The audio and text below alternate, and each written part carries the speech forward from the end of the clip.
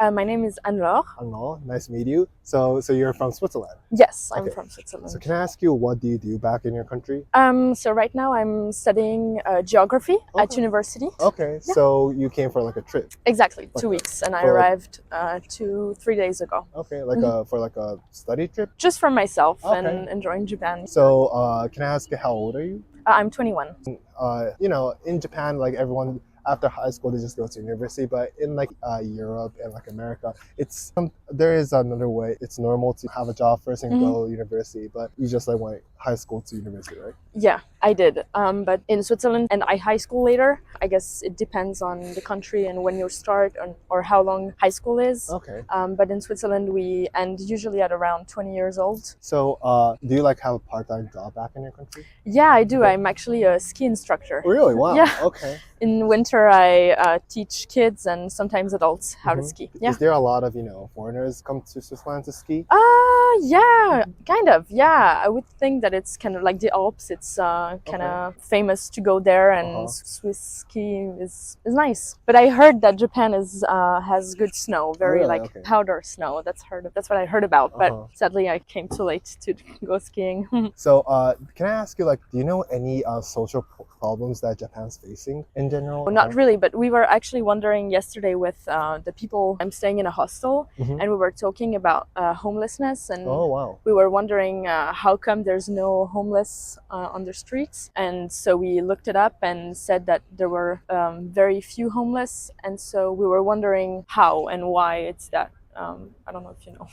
I'm not 100% familiar. There are like the financial support from the government, maybe. I won't say it's bad, but I mean, there are reasons why people would become homeless. But the social standard, it's really hard to go back to society. Or maybe it's because Tokyo. Okay, yeah. But so to answer your question, I think like maybe some other social issue would be that the population is aging. Exactly. So that was actually what we wanted to ask. Yeah. So the population is decreasing. So it's about like 1.3 childs per person. I mean, per woman. Yeah. So is that kind of a thing back in your country?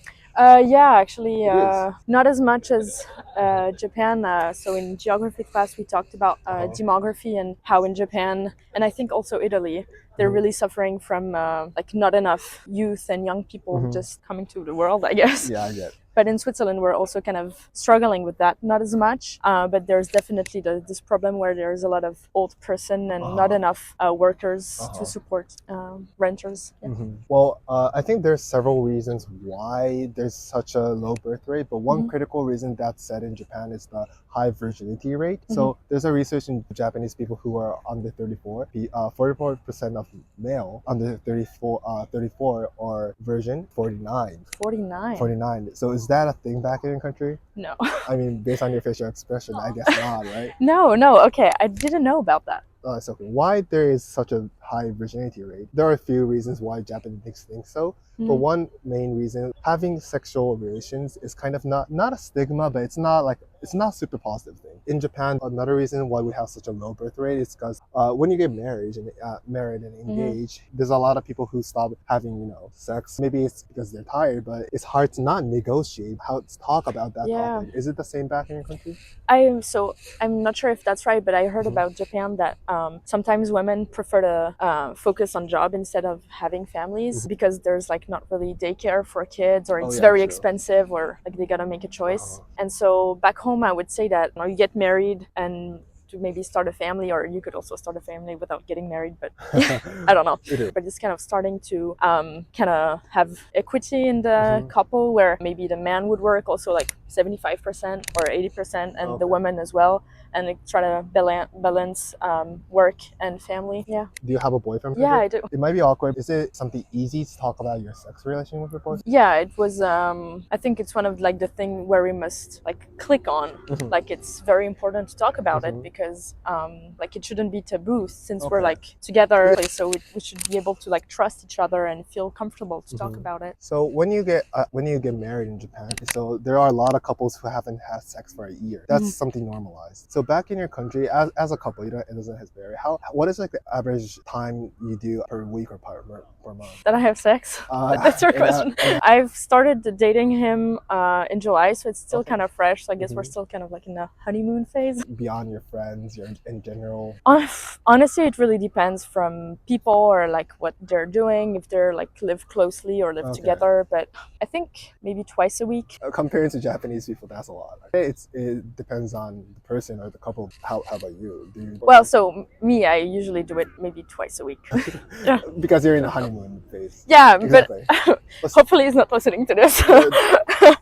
But I don't know. I know some people do it maybe 3 times a month. Do you think being open about sex and talking about that is important for a good relationship? Definitely.